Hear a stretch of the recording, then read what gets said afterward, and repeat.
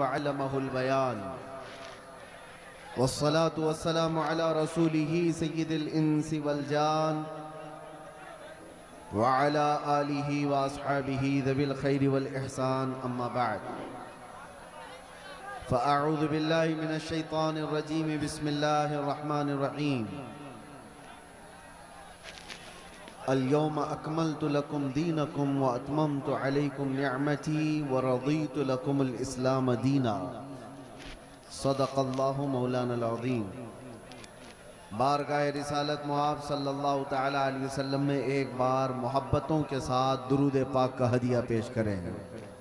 اللہم صلی علی سیدنا محمد شفینا حبیبنا مولانا محمد مبارک وسلم صلو علیہ صلاۃ و سلام علیک یا رسول اللہ صلی اللہ تعالی علیہ وسلم۔ آپ جتنے یہاں پر موجود ہیں، ہمارا یقین ہے سب سنی صحیح العقیدہ لوگ، حضور سے محبت کرنے والے لوگ ہیں۔ تو آپ کے ہاں درود پڑھنے کا ماحول ہے یا نہیں ہے؟ تو ایک بار حضور پاک کی بارگاہ میں درود پڑھ کر کے سنائے۔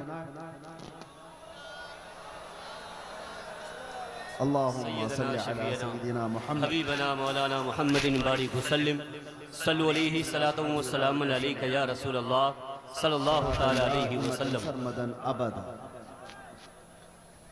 عزیزان گرامی وقار، آپ حضرات مجھ سے پیشتر استاذ الاساتذہ فخر الاماثل حضرت العلام مفتی زبیر احمد صاحب قبلہ دام اللہ اقبالہ سے بہت ہی پرمغز خطاب سماعت فرما رہے تھے۔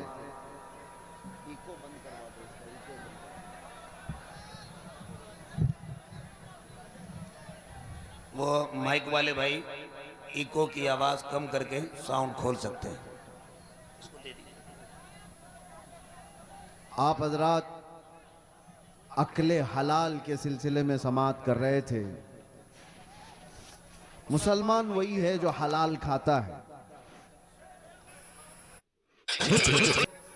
اسی لیے اس حلال کا تعلق ہمارے دین سے ایسا ہے کہ میں کہتا ہوں حرام سے ہمارا تعلق ہو جائے تو بے دین ہو جاتے ہیں۔ اسی لیے جو کانٹے کھاتے ہیں انہیں پھول سمجھ میں نہیں آتے،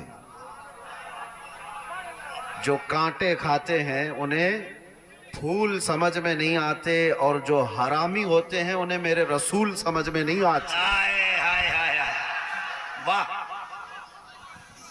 سارا مسئلہ یہیں پر ہے۔ رسول پاک صلی اللہ تعالی علیہ وسلم وہ بلند و بالا اخلاق کے حامل، سورج سے زیادہ چمکنے والی روشنی، لیکن اگر وہ کسی کو سمجھ نہیں آ رہے ہیں تو یہ حضور پاک کے حسن کا قصور نہیں، اس کے اپنے نطفے کا قصور ہوتا ہے۔ اسی لیے آپ سب کو بھی یہ ضروری ہے کہ حلال سے تعلق رکھو۔ جہاں بندہ نسب کے اعتبار سے حرام والا ہو جائے یا کھانے پینے کے اعتبار سے حرام والا ہو جائے، اس کے دین میں خرابی آ جاتی ہے۔ اللہ تعالیٰ قرآن عظیم میں ارشاد فرماتا ہے، میں نے آج کے دن اپنی ساری نعمتیں مکمل کر دی اور تمہیں دین اسلام دے کر میں راضی ہوا۔ یہ وہ دین ہے جس سے اللہ راضی ہے۔ اور قرآن میں دوسری جگہ رب تعالیٰ فرماتا ہے وَمَن يَبْتَغِي غَيْرَ الْإِسْلَامِ دِينًا فَلَن يُقْبَلَ مِنْهُ، جو اسلام کے علاوہ دوسرے دین کی طرف توجہ کیا ہرگز قبول نہیں کیا جائے گا۔ آخرت میں وہ سب سے بڑے گھاٹے میں ہوگا، سب سے بڑے نقصان میں اٹھایا جائے گا۔ آج اسلام کو چھوڑ کر پوری روئے زمین پر کوئی ایسا دین نہیں جو کامل ہو، زندگی کے ہر شعبے میں رہنمائی کرتا ہو۔ یہ چیلنج کے ساتھ کہہ رہا ہوں۔ اور قرآن میں اللہ تعالیٰ یہ بھی فرماتا ہے هو الذي ارسل رسوله بالهدى ودين الحق ليظهره على الدين كله. وہ اللہ رب العزت ہے جس نے اپنے رسول کو دین حق کے ساتھ بھیجا ہے. سبحان اللہ.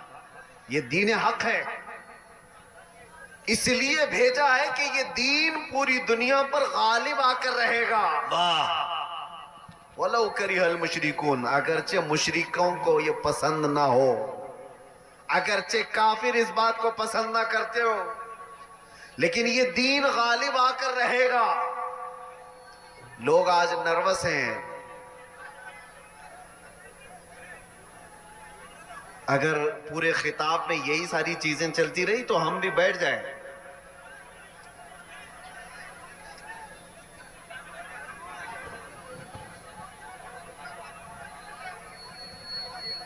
ٹھیک ہے، ہم بیٹھ جاتے ہیں. ابھی تک تو میں آپ لوگوں کی تعریف کر رہا تھا. ادھر یہ کیا کر رہے ہیں آپ لوگ؟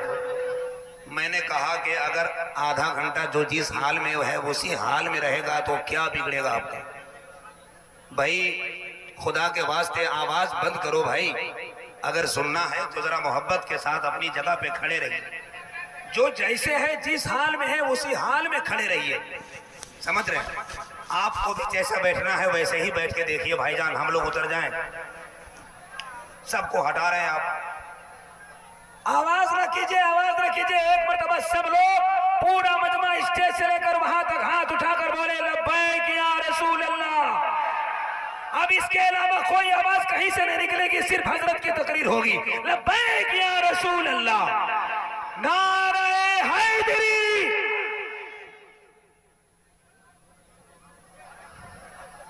بہرحال آواز کرنے والوں کو اپنی آواز کرنے دیجئے، ہم اپنی آواز کرتے ہیں. توجہ. دین اسلام کے متعلق قرآن یہ کہتا ہے یہ پوری کائنات میں غالب آ کر رہے گا، چاہے کفار و مشرکین اس کو ناپسند کرتے ہوں. آج لوگ بیٹھ کر کے بڑے بڑے پلان کر رہے ہیں اور لوگ ہمارے ڈرے ہوئے ہیں کہ کیا ہوگا دین اسلام کا. کچھ نہیں ہوگا، کچھ نہیں ہوگا. لوگ جو یہ کہتے ہیں سوشل میڈیا پر، انٹرنیٹ پر، میڈیا پر اسلام کو وناش کر دیں گے، ختم کر دیں گے، وہ اپنے بدن کی کھجلی نہیں مٹا سکتے. آپ کو میں یہ بات بتا دوں، 1400 سال سے یہ مسئلے چلے آ رہے ہیں. بڑے بڑے ابو جہل آ کر کے چلے گئے، بڑے بڑے ابو لہب آ کر چلے گئے، لیکن قرآن کا یہ وعدہ ہے یہ دین غالب آ کر رہے گا. اور رب تعالیٰ فرماتا یریدون لیطفئوا نور اللہ بافواہہم ویأبی اللہ الا ان یتم نورہ. لوگ اپنے منہ کے پھونکوں سے اللہ کے چراغ کو بجھانا چاہتے ہیں. یہ اللہ کا چراغ ہے، یہ تمہارے پھونکوں سے نہیں بجھایا جا سکتا. اور رب تعالیٰ فرماتا اللہ اپنے نور کو، اپنے چراغ کو مکمل کر کے رہے گا، مکمل کر کے رہے گا. آج یہاں پر حالات دیکھو. سیمانچل میں جب بھی آتا ہوں تو مجھے ایک چیز کا احساس ہوتا ہے، رہنے کے لیے چھپر کے گھر صحیح ڈھنگ کے نہیں ہوتے، لکڑی کے گھر ہوتے ہیں، باڑ میں جینے والے لوگ. لیکن جب عظمت رسالت کی بات آتی ہے تو ایسا شامیانہ باندھتے ہیں کہ لوگوں کی نگاہیں دنگ رہ جائے.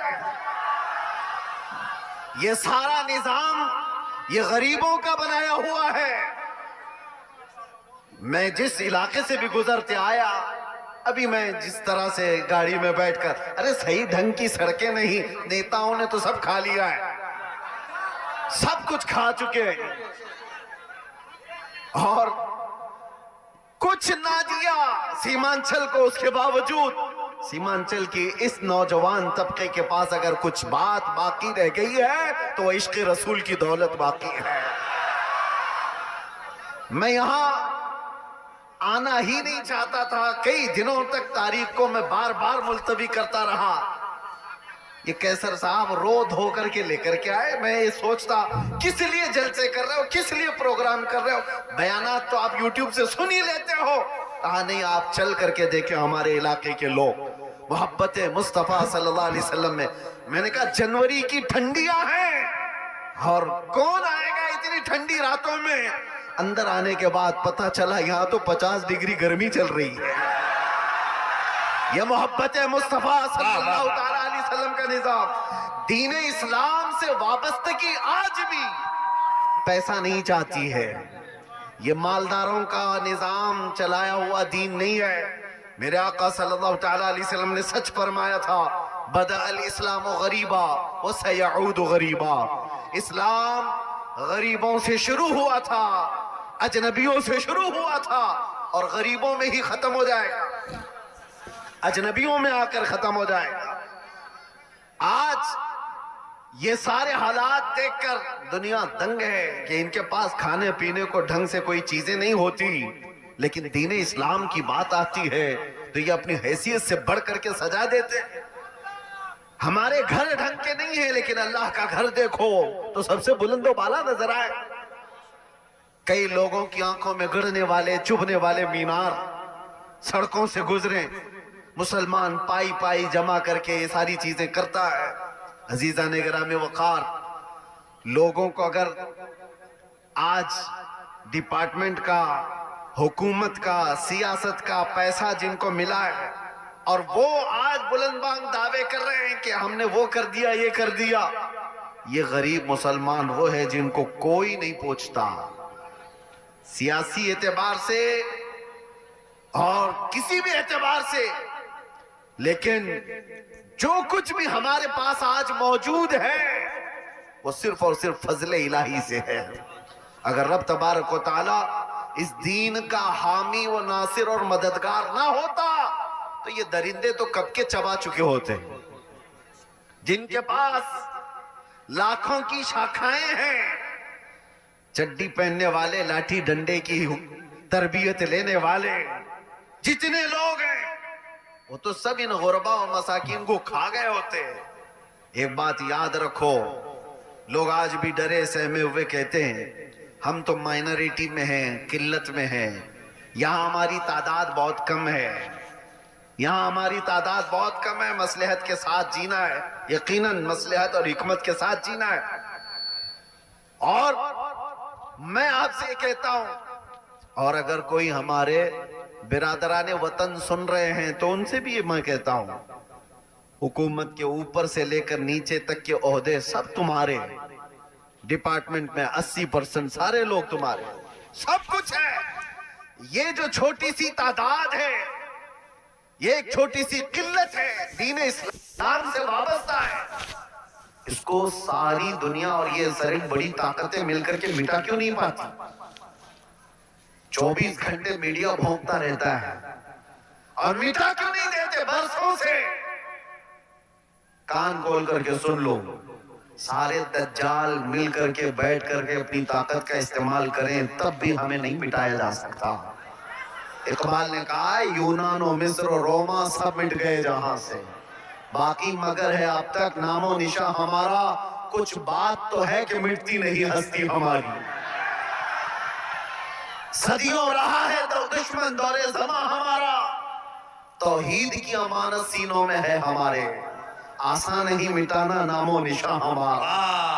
اے نوجوانوں, میں یہ خطاب صرف اس لیے آپ کے سامنے عرض کر رہا ہوں کہ تم فخر کرو کہ جس دین پر اللہ نے تمہیں پیدا کیا وہ اس روئے زمین کا سے وابستہ نہیں ہو کہ سر جھکا کر کے جیو گے. تم کسی مجرم قوم سے وابستہ نہیں ہو کہ اپنی ٹوپیاں چھپا کر داڑیاں چھلا کر کے گھومو گے. ارے سینہ تان کر کے زمین پر چلو کہ تمہارا آقا و مولا محمد رسول اللہ صلی اللہ علیہ وسلم سے افضل ترین کوئی اس روئے زمین پر ہو ہی نہیں سکتا. آپ اس نبی کے پیروکار ہیں, اس نبی کے پیروکار ہیں جس کو اپنے تو اپنے سارے غیروں نے بھی سچا اور امین کہا ہے. سبحان اللہ. تمہیں ڈر کس بات کا ہے؟ آج دین اسلام پر اگر تم کو خود شک پیدا ہوا تو پھر تمہارا کوئی علاج کیا کرے؟ سب سے پہلے یقین کی دولت پیدا کرو کہ جس دین پر میں قائم ہوں وہ اللہ کا پسندیدہ دین ہے. اللہ نے قرآن میں فرمایا وَرَضِيتُ لَكُمُ الْإِسْلَامَ دِينًا, میں تمہیں اسلام دے کر راضی ہوا. ایک صحابی ہیں حضرت خباب ابن الارت رضی اللہ تعالیٰ عنہ, ان کو کفار و مشرکین نے